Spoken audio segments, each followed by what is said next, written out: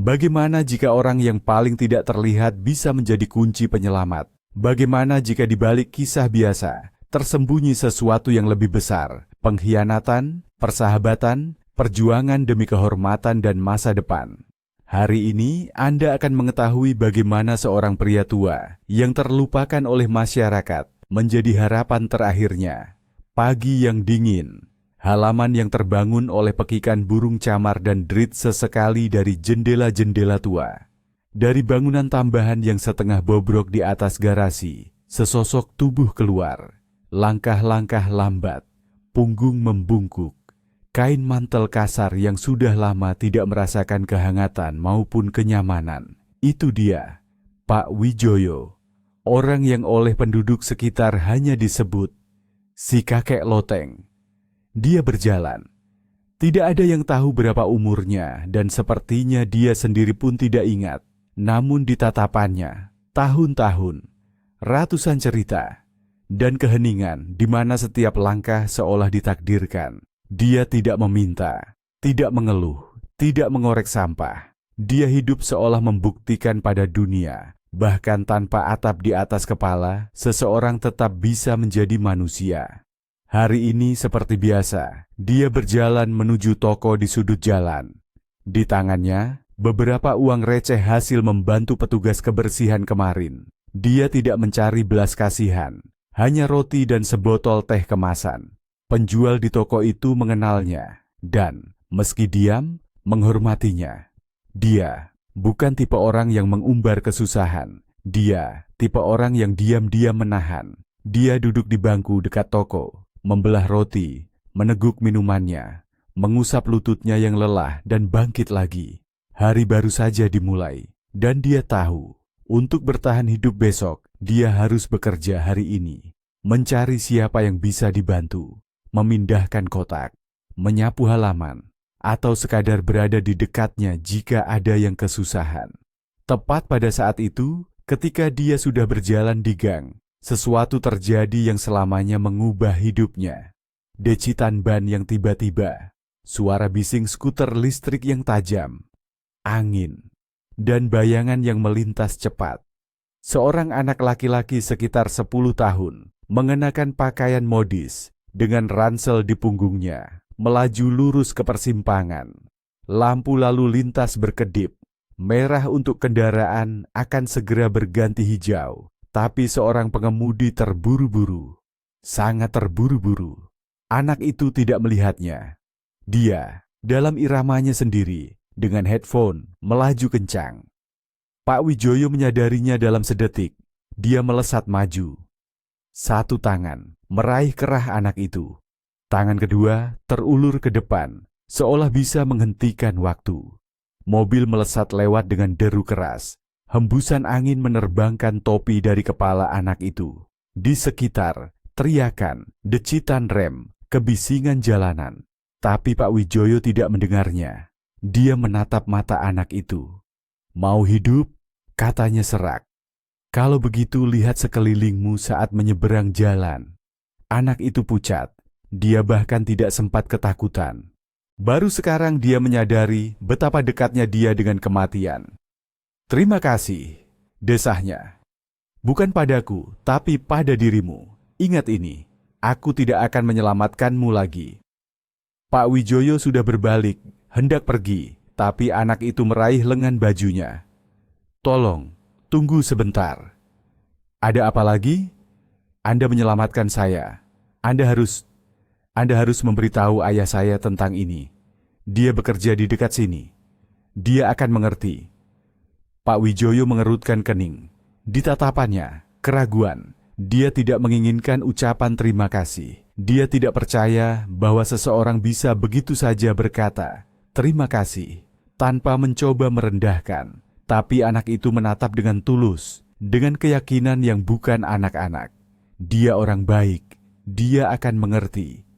Baiklah kalau begitu. Ayo! Perjalanan ke kantor memakan waktu 5 menit. Selama itu mereka berjalan dalam diam. Yang satu berpikir tentang bagaimana dia nyaris tewas. Yang lain tentang seberapa jauh dia telah terpisah dari orang-orang. Di depan gedung, sebuah sedan hitam menyambut mereka. Dari mobil, seorang pria tinggi dan tegas keluar. Dia langsung mengenali putranya, bergegas menghampirinya, memeluknya. "Kau dari mana saja? Kau seharusnya sudah bersama pelatih." "Ayah, kau tidak akan percaya. Saya hampir ditabrak mobil, kalau bukan karena dia." Dan dia menunjuk Pak Wijoyo. Pria itu mengalihkan pandangannya. Wajahnya seketika berubah. Dia melihat seorang pria tua lusuh dengan mata yang penuh bara diam. "Orang ini?" "Ya, dia. Dan ayah harus berterima kasih padanya." Hening, pandangan, penilaian. "Terima kasih, Anda menyelamatkan putra saya." "Siapapun pasti akan melakukan hal yang sama," jawab Pak Wijoyo dengan suara berat. "Mari ikut saya ke kantor. Setidaknya saya bisa menawarkan teh." Dan langkah inilah yang pertama. Karena setelahnya segalanya akan menyusul. Dan siapapun ini akan menjadi orang yang mengubah seluruh dunia mereka. Mereka masuk ke kantor. Dinding terang. Pegangan tangan berlapis krom. Lantai yang dipoles hingga mengkilap seperti cermin. Di tempat ini, segalanya seolah dirancang untuk menyingkirkan orang-orang seperti dia. Pak Wijoyo merasakan setiap tatapan, setiap bisikan, setiap bayangan jijik di mata orang yang lewat. Tapi dia tidak bersembunyi, tidak menundukkan pandangannya. Dia mengikuti pria yang baru saja memperkenalkan diri, Bapak Surya. Seorang pengusaha besar, pemilik perusahaan konstruksi. Orang yang terbiasa memimpin. Orang yang ditaati bukan karena takut, melainkan karena hormat.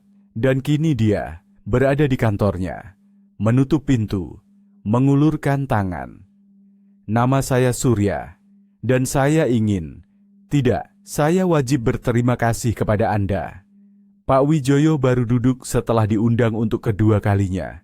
Duduk canggung, punggungnya lurus, mengangguk, diam. "Anda menyelamatkan putra saya. Itu tak ternilai harganya.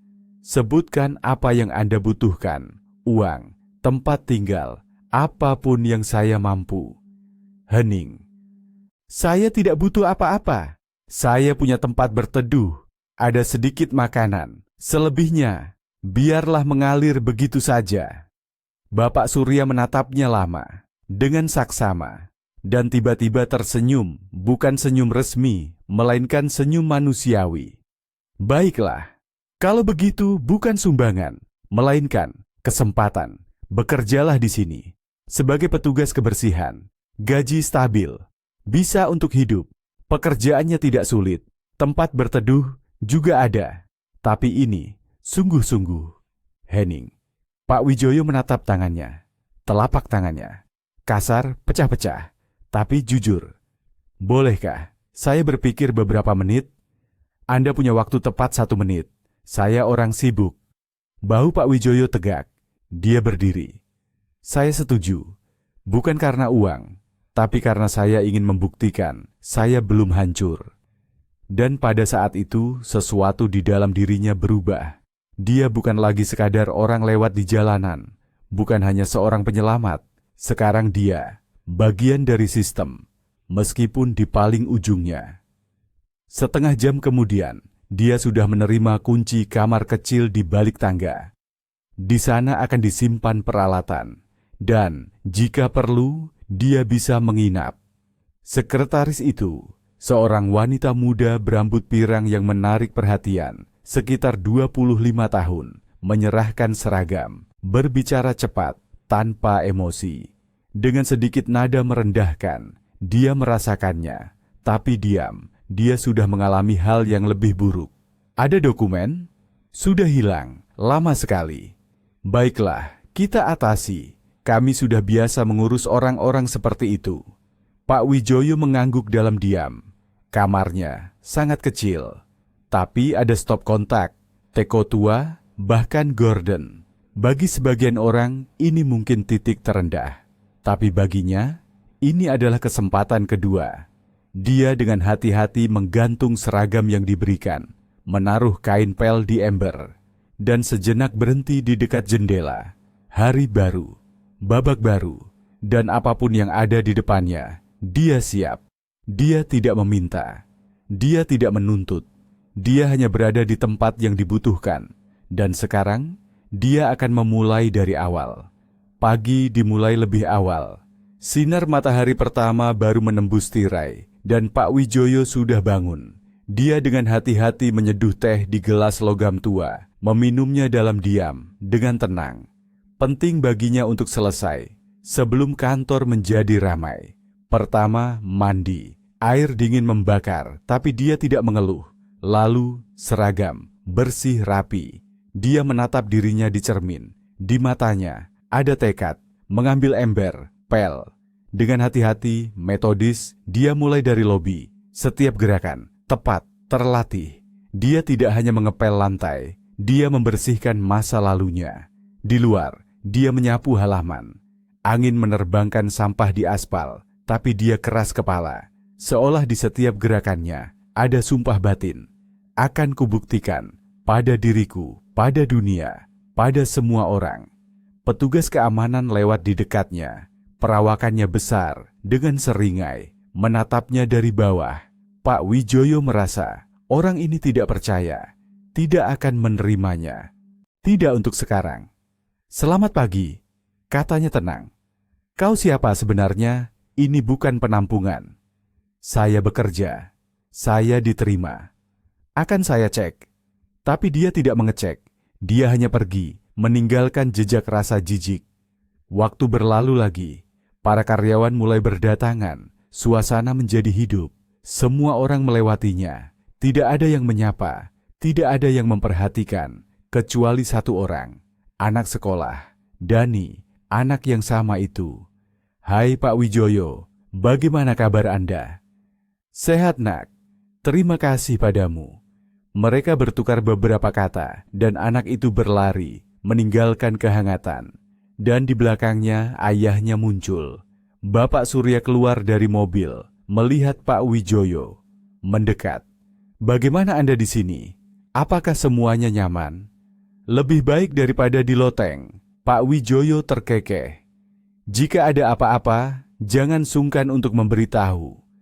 Anggukan, rasa hormat, benang tipis kepercayaan antara dua pria yang melihat lebih dari sekadar yang lain pada diri masing-masing. Dan kemudian dia muncul, Ibu Endah, kepala akuntan, seorang wanita gemuk berusia sekitar 50 tahun, dengan tas di tangan dan senyum ramah. Mohon maaf, Anda siapa? Wijoyo, petugas kebersihan baru. Oh, bagus sekali, saya Endah, senang sekali berkenalan. Dia menatap tanpa prasangka, tanpa rasa jijik. Dan itu, kehangatan manusiawi pertama yang nyata sejak dia datang ke kantor ini. Jika ada sesuatu yang dibutuhkan, jangan sungkan untuk memberitahu. Tambahnya dan menghilang di balik pintu. Pak Wijoyo tetap sendirian, tapi sudah merasa, mungkin dunia ini tidak terlalu tertutup bagi orang-orang seperti dia. Dia kembali bekerja. Sapu, kain pel, ember, senjatanya dalam pertempuran untuk kehidupan baru, dan dengan setiap gerakan, dia membersihkan dari masa lalu semua yang telah dia bawa bertahun-tahun. Sementara yang lain bekerja di depan komputer, dia bekerja untuk hak menjadi bagian dari sesuatu yang nyata. Tidak ada yang menyadari bagaimana keheningan di kantor berubah, bagaimana ada sesuatu yang baru di udara, sesuatu yang dibawa oleh seorang pria yang hanya ingin hidup bermartabat. Beberapa hari berlalu, Pak Wijoyo beradaptasi dengan ritme kantor. Dia masih tidak terlihat oleh sebagian besar orang, tetapi pekerjaannya terlihat. Lantai bersih, jendela yang dicuci, keteraturan bahkan di tempat yang tidak pernah dikunjungi siapapun. Pak Adi, kepala keamanan, adalah orang pertama yang menyadarinya. Dan meskipun di hari pertama dia bersikap kasar, sekarang dia sendiri yang mendekat. Selamat pagi. Selamat pagi juga, jawab Pak Wijoyo. Tidak berhenti dari pekerjaannya. Kita salah langkah kemarin. Maaf. Biasa, saya tidak pendendam. Kedua pria itu bersalaman. Singkat, seperti pria. Sekarang di mata mereka ada rasa hormat, meskipun hati-hati. Menjelang tengah hari, Arif muncul, asisten kepala keamanan, muda, bugar, dengan suara dingin. "Selamat pagi, Anda, petugas kebersihan?" "Untuk saat ini iya." "Dan Anda pasti, bos besar, tidak percaya siapapun." Terlalu berani untuk orang baru. Dan kau terlalu angkuh untuk seseorang yang hanya menjaga pintu." Hening. Ketegangan. "Hei!" Pak Adi campur tangan. "Tenanglah kalian berdua." "Saya tidak memulai," kata Pak Wijoyo dengan tenang. "Tidak apa-apa, hanya karakter." "Ya, saya lihat, dia punya karakter yang suka berkelahi," gumam Arif. "Tapi dia pergi." Dan Pak Wijoyo tersenyum. Dia sudah terbiasa dengan serangan. Dia telah melalui api, melalui perang yang sesungguhnya. Hari berakhir. Karyawan bubar. Pak Wijoyo mengepel lantai, membuang sampah. Semuanya seperti biasa. Tapi keamanan mengawasi. Arif mengawasi setiap langkahnya dengan ujung matanya. Dia haus akan kesalahan. Dia menunggu kegagalan. Dan Pak Wijoyo merasakan semuanya. Tapi dia melakukan pekerjaannya dengan tepat, tenang dan santai. Sore harinya, di ambang pintu kantor, seorang wanita yang dikenalnya muncul. Elegan, dengan gaun mahal, membawa kue di tangannya. "Selamat pagi, saya, Ibu Ayu, ibu dari Dani. Senang sekali bertemu Anda." Pak Wijoyo sedikit malu. "Apakah Anda mencari saya?" "Tentu saja. Anda menyelamatkan putra saya. Saya tidak bisa membiarkannya begitu saja." "Ya, saya bukan pahlawan. Saya hanya kebetulan ada di sana." "Jangan merendah. Kalau bukan karena Anda, saya akan kehilangan Dani." Dia meletakkan kue di meja. Pak Wijoyo tergesa-gesa, mencoba mencari cangkir, menyeduh teh. Tangannya gemetar, bukan karena takut, melainkan karena tak terduga. Mereka minum teh. Berbicara sederhana. Ibu Ayu tertawa. Pak Wijoyo untuk pertama kalinya dalam waktu yang lama tersenyum, bukan untuk dirinya sendiri. Dia melupakan pakaiannya, usianya, statusnya. Hanya manusia, dengan manusia lain. Tanpa kepalsuan. Ketika dia pergi, dia berdiri lama di dekat pintu, melihat ke dalam kegelapan koridor. Kemudian kembali, membersihkan meja, dan tiba-tiba mendengar suara. "Itu kue. Boleh minta satu?" "Dani!" Anak sekolah itu sudah melompat-lompat, mengendus, menjilat bibir. "Tentu saja, ambillah. Semuanya juga boleh." "Wah, enak sekali." "Itu hadiah. Saya tidak memanggangnya sendiri. Bagaimanapun kamar Anda lebih baik dari rumah." Pak Wijoyo tertawa. Anak itu, seperti secercah cahaya di kamarnya yang sunyi dan berdebu. Dan malam itu dia untuk pertama kalinya merasa, dia bukan sekadar orang. Dia dibutuhkan oleh seseorang. Pagi berikutnya dimulai, seperti semua pagi sebelumnya. Pak Wijoyo kembali bangun sebelum fajar. Mandi, seragam, teh, ritual pagi kecilnya. Dia membersihkan lantai, dengan hati-hati menyeka setiap pegangan pintu, setiap sudut. Kemudian keluar. Dan di pintu utama, dia berpapasan dengannya. Seorang wanita gemuk berusia sekitar 50 tahun, dengan langkah percaya diri dan tas dokumen besar. Mustahil untuk tidak berpapasan dengannya, terlalu besar. Dia mencoba menghindar, tetapi tidak sempat. Mereka hampir bertabrakan. "Selamat pagi. Maaf, boleh saya lewat?" "Tentu-tentu." Wanita itu melangkah ke samping. "Maaf, saya belum pernah melihat Anda sebelumnya." "Mungkin belum berpapasan, saya baru di sini." "Wijoyo." "Ibu Endah, kepala akuntan." Mereka bertukar sapaan sopan, dan dia menghilang ke dalam gedung. Pak Wijoyo tetap di luar, tapi sekarang dengan dua kenalan manusia di belakangnya. Dan itu berarti tidak semuanya seburuk itu. 15 menit kemudian, Bapak Surya muncul, mendekat, mengangguk. "Selamat pagi, Pak Wijoyo." "Selamat pagi juga." "Bagaimana dengan kamar kecilnya? Sudah nyaman?" "Ya, bahkan terlalu nyaman. Mandi, teko, kulkas. Setelah di loteng, ini surga." Bapak Surya tersenyum, senang mendengarnya. Omong-omong, Anda orang baik. Anda juga tidak kalah baik, jawab Pak Wijoyo, sedikit malu. Tidak semua orang berpikir begitu. Omong-omong, Anda tidak sengaja melihat Ibu Endah. Sudah di tempat, datang lebih awal. Bagus sekali, berarti bisa memulai teguran keras. Dia pergi, dan Pak Wijoyo melanjutkan pekerjaannya. Saat makan siang Ibu Endah muncul lagi, kali ini dengan kantong. Di dalamnya selusin kue rumahan yang baru dipanggang. Pak Wijoyo, Anda di sini? Ya, saya berpikir. Yah, bagaimana kalau kita minum teh? Saya membawa kue. Pak Wijoyo kebingungan. Dia berlari di kamar kecil, membersihkan, merapikan serbet, menyalakan teko. Ibu Endah tertawa. Jangan terburu-buru. Semuanya baik-baik saja. Lebih baik kita duduk. Aroma kue-kue itu sangat menggoda. Dengan kubis, dengan kentang, dengan selai. Ini semua untuk saya? Tentu saja. Untuk Anda. Anda pantas mendapatkannya. Mereka minum teh.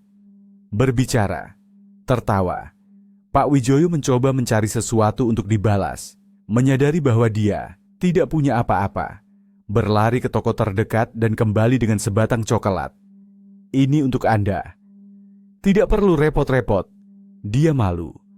Tapi terima kasih. Saya sangat senang. Pada saat ini, sesuatu yang nyata muncul di antara mereka. Bukan hanya rasa terima kasih. Bukan hanya teh. Tapi sesuatu yang lebih, rasa hormat. Kehangatan manusiawi yang sederhana. 10 menit setelah Ibu Endah pergi, pintu terbuka. Dani, anak nakal yang selalu ada di mana-mana ini lagi. Dia mengintip ke dalam, mengendus udara. Wah, kue, boleh minta satu? Tentu saja, silakan. Dia menggigit dengan lahap. Astaga, enak sekali. Saya tahu, saya diberi. Dengar, Anda keren Pak Wijoyo. Anda punya kue, teh, dan bahkan kamar kecil. Sementara kau punya masa muda, jadi skornya imbang. Mereka tertawa. Anak itu duduk di tepi kursi dan hanya mengobrol tentang sekolah, tentang ayahnya, tentang pelatihnya. Pak Wijoyo mendengarkan, memahami. Seolah melalui anak ini, dia teringat bagaimana dia dulu. Dan betapa mudahnya jiwa bisa hidup kembali jika hanya dibutuhkan oleh seseorang. Hari-hari berikutnya berlalu dengan tenang. Pak Wijoyo tetap bangun pagi, membersihkan sebelum langkah pertama sepatu kantor dengan tepat, tekun, tanpa banyak suara. Dia telah menjadi elemen yang biasa dari gedung ini. Tidak terlihat, namun tak tergantikan. Namun di balik bayangan, sesuatu yang lain sedang matang. Suatu hari, tidak sengaja menyenggol map di meja sekretaris dengan pel. Dia menjatuhkannya ke dalam ember berisi air kotor. Biur, kertas-kertas basah, tinta luntur. Apa yang kau lakukan? Teriakan menusuk koridor seperti kaca pecah. Rima, sang sekretaris, berdiri dengan mata menyala. Di tangannya, map basah. Di suaranya, kemarahan. Itu laporan, kontrak. Apa kau mengerti apa yang telah kau perbuat? Pak Wijoyo menatapnya, menundukkan kepala. Saya tidak sengaja, biar saya keringkan semuanya. Keringkan? Kertas! Apa engkau sudah pikun sekali? Maaf? Tidak, kau pergi dan jelaskan sendiri pada Bapak Budi. Pada saat itu, pintu sedikit terbuka. Di ambang pintu, Ibu Endah.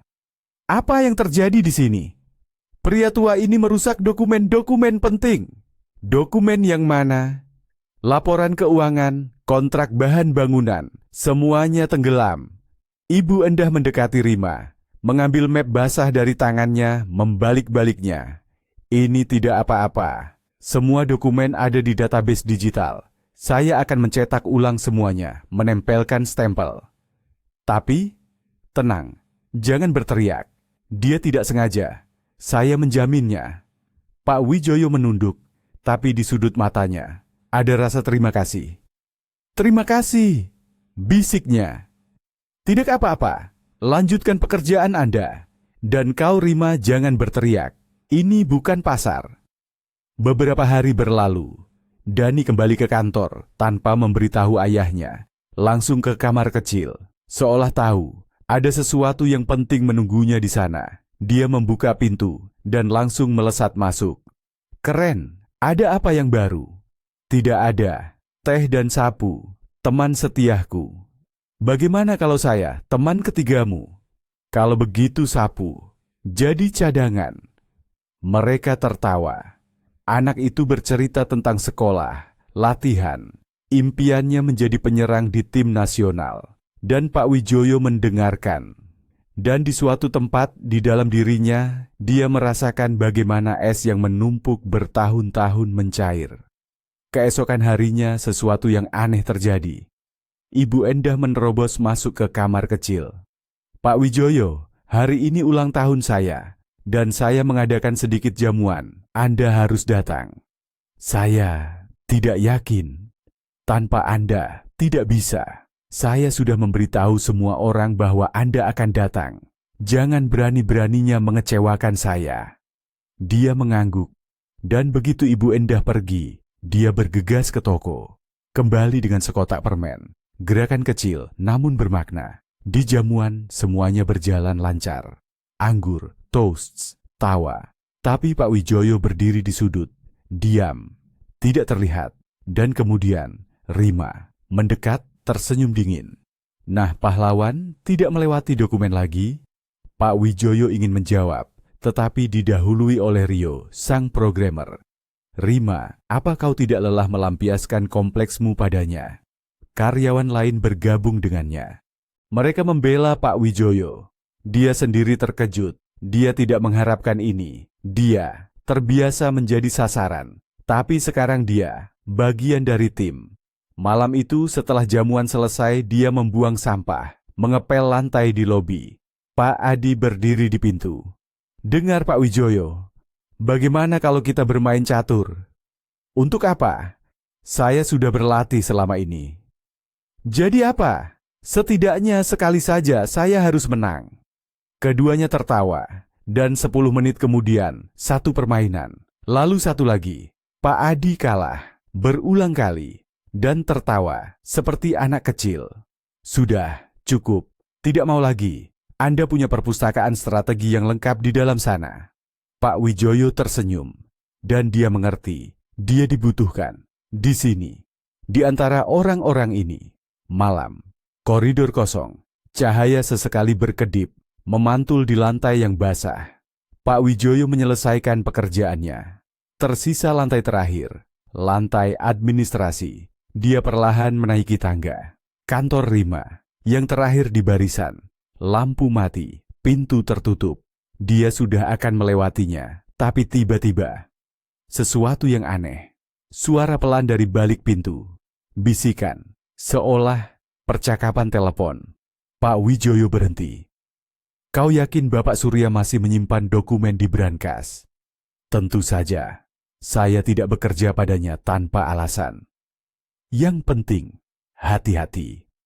Dia percaya padaku seperti pada kucing buta. Semuanya terkendali. Bagus, kalau begitu besok kita serahkan flash disknya dan saya akan memberikannya pada si Uban. Selebihnya, bukan urusanmu. Klik. Percakapan selesai. Pak Wijoyo dengan hati-hati mundur. Jantungnya berdebar kencang seperti jenderang. Keringat di dahinya lebih banyak daripada saat mengepel. Dia tidak percaya telinganya. Dia, Rima, sekretaris, wajah di pintu masuk. Dia bekerja untuk orang lain dan namanya si Uban. Dia pernah mendengarnya. Dulu, mendengar di berita. Kriminal, korupsi, skema kotor, pembatalan tender. Mereka ingin menjangkau Bapak Surya. Dari dalam, Pak Wijoyo turun ke kamar kecilnya, menutup pintu, duduk, tangannya gemetar. Dia hanya seorang petugas kebersihan biasa. Dia bukan polisi, bukan mata-mata, tapi dia juga bukan pengecut. Dia berpikir lama, mengingat semua yang dia lihat beberapa hari terakhir. Percakapan, gerakan Rima, bagaimana dia sering sendirian di malam hari, bagaimana dia mengawasi brankas. Bagaimana dia dengan mudah masuk ke kantor Bapak Surya saat beliau tidak ada. Dia membuka buku catatan tempat dia mencatat daftar pekerjaan harian. Di halaman terakhir, sebuah rencana. Sederhana tapi jelas. Pengamatan, konfirmasi, dan yang terpenting, kamera. Keesokan harinya, pagi-pagi sekali, dia pergi ke Pak Adi. Keamanan, kontrol, akses ke sistem pengawasan video. Pak Adi, Anda bisa mempercayai saya? Sudah saya percayai. Ada apa? Pak Wijoyo membungkuk dan berbisik. Semuanya. Tanpa menyembunyikan apapun, wajah Pak Adi berubah. Anda yakin? Sangat yakin. Kalau begitu, kita harus berbuat sesuatu. Hanya diam-diam dan cepat. Mereka memasang kamera tersembunyi, mikrofon di bawah meja Rima, dan menunggu. Hari terasa sangat panjang. Pak Wijoyo menyapu koridor, seolah seperti biasa. Tapi setiap 20 menit dia mengintip ke ruang keamanan. Pak Adi mengangguk, rekaman sedang berjalan. Belum ada apa-apa, dan tiba-tiba di layar Rima masuk ke kantor, mengambil flash disk, memindai dokumen, mengambil salinan kontrak dari berangkas, dan kemudian telepon. Hari ini saya serahkan. Si Uban menunggu. Semuanya ada. Kontrak, tanda tangan, data pribadi. Dia pasti senang. Pak Adi mematikan suara. Diam. Kemudian perlahan berkata, sekarang kita punya yang kita butuhkan. Sudah waktunya memanggil Bapak Surya? Sudah waktunya. 15 menit kemudian, Bapak Surya sendiri sudah duduk di ruang keamanan. Dia menatap layar. Tidak berkedip. Tidak berbicara. Kemudian bersandar di kursi. Anda yakin dia akan menyerahkan data hari ini? Pak Wijoyo mengangguk. Pukul berapa? Pukul 18.45, di pintu belakang. Bapak Surya berdiri. Kalau begitu, kita akan siapkan semuanya. Apa yang akan Anda lakukan? Tanya Pak Adi. Menangkap tikus itu, dengan umpan, dan terekam kamera. Pak Wijoyo tidak bertanya lagi. Dia sudah melakukan apa yang harus dia lakukan. Sekarang, semuanya tergantung pada mereka. Waktu berjalan lambat. Setiap menit seolah dengan tali yang ditarik tegang. Pak Wijoyo kembali ke pekerjaannya, tetapi tangannya bergerak secara mekanis. Pikirannya hanya tentang yang akan datang. Pukul 18.30, ia berdiri di lobi, memegang ember dan sapu. Namun seluruh perhatiannya tertuju pada koridor layanan. Di dalam, ada badai, ketakutan bahwa itu tidak akan berhasil, bahwa semuanya akan gagal, bahwa Rima akan merasakan jebakan. Tapi, dia datang, bergerak cepat, seolah terburu-buru. Di bahunya, tas kulit. Di matanya, semangat dan keyakinan. Keamanan seolah tidak memperhatikannya. Semua orang sibuk dengan urusan masing-masing. Tapi Pak Wijoyo tahu, di setiap sudut sudah ada yang berjaga. Pak Adi, Arif, dan Bapak Surya sendiri, di luar, di pintu belakang, dengan menyamar sebagai sopir. 18.43, Rima keluar, di wajahnya senyum tipis. Dia berpikir bahwa semuanya berjalan sesuai rencana, dan kemudian sesosok bayangan. Selamat malam Rima, tidak menyangka saya. Bapak Surya, dingin, tenang. Di tangannya, map. Di wajahnya, kekuatan baja. Apa? Apa yang Anda lakukan di sini? Menurutmu apa? Dia membuka map. Di sana ada foto-foto, tangkapan layar, rekaman audio, percakapannya, flash disknya, pengkhianatannya. Ini palsu. Oh, tidak perlu. Semuanya terekam resmi. Dari 2 kamera. Di bawah pengawasan keamanan. Dari pintu keluarlah Pak Adi dan Arif. Diam. Tegas. Rima, Anda ditahan sampai polisi tiba. Anda tidak punya hak. Ini semua dia. Ini semua Pak Wijoyo. Dia yang mengarang semuanya. Pak Wijoyo? Tanya Bapak Surya mengulang. Menarik. Anda ingin mengatakan bahwa petugas kebersihan dari loteng mengembangkan skema rumit untuk menjebak hubungan Anda dengan kriminal? Dia diam, hancur, menyadari tidak ada jalan keluar. Tangannya gemetar meraih tas. Berhenti. Arif mencegat gerakan itu. Dari sana, flash disk kedua. dengan kompromi lain, mungkin pada karyawan lain. Bahwa dia, Bapak Surya mengangguk, dan begitu, setelah 3 menit dia menghilang dalam kegelapan, selamanya. Kemudian di kantor, keheningan, duduk bertiga, Bapak Surya, Pak Adi, Pak Wijoyo. Saya bahkan tidak tahu harus berkata apa, kata Bapak Surya perlahan. Tidak perlu mengatakan apa-apa, jawab Pak Wijoyo. Hanya, terima kasih telah memberi saya kesempatan. Kesempatan? Anda tidak hanya memanfaatkannya, Anda menyelamatkan kami semua. Bisnis ini, reputasi saya, dan mungkin nyawa banyak orang. Saya hanya melihat dan mendengarkan, lalu tidak diam saja. Itulah yang membedakan manusia dari perabot. Anda pantas mendapatkan lebih. Saya ingin Anda tidak lagi menjadi petugas kebersihan. Jadi, Anda melihat saya sebagai apa? Asisten pribadi keamanan. Anda yakin? Lebih dari sebelumnya. Saya membutuhkan orang yang bisa saya percayai. Sepenuhnya. Pak Wijoyo mengangguk. Tidak segera. Perlahan. Tapi di dalam ada kilatan. Petir. Kembali. Kemudian ketika semuanya mereda, dia duduk sendirian di kamar kecilnya, menatap keluar jendela. Di tangannya, sebuah bidak catur tua yang dibawa Dani padanya. Di layar televisi tua, berita. Rima, yang ditahan karena menyerahkan dokumen internal kepada sindikat kriminal, hari ini memberikan kesaksian melawan seorang pengusaha yang dikenal dengan julukan si Uban. Suara penyiar tenggelam di bawah suara teko yang mendidih. Pak Wijoyo bangkit, menuangkan teh, dan dalam pantulan kaca tiba-tiba berhenti. Kamera pengawas di sudut kantor berkedip selama sedetik, seolah seseorang baru saja menyalakannya kembali. Dia menyipitkan mata, meletakkan teh, dan perlahan berjalan menuju pintu keluar. Karena di dunianya, jika Anda pernah melihat kejahatan, itu tidak akan pernah hilang begitu saja. Ketika semuanya tampak berakhir, kamera secara tidak sengaja merekam sesuatu yang membuat seseorang terdiam. Di layar, Pak Wijoyo, pria tua itu, melakukan sesuatu yang tak terduga. Apa ini? Pengkhianatan? Lapisan tersembunyi? Atau Bapak Rendra tidak bisa mempercayai matanya. Kebenaran ternyata tidak sesederhana itu. Dan bahkan orang yang menyelamatkan pun bisa menyimpan rahasia yang mampu menghancurkan segalanya.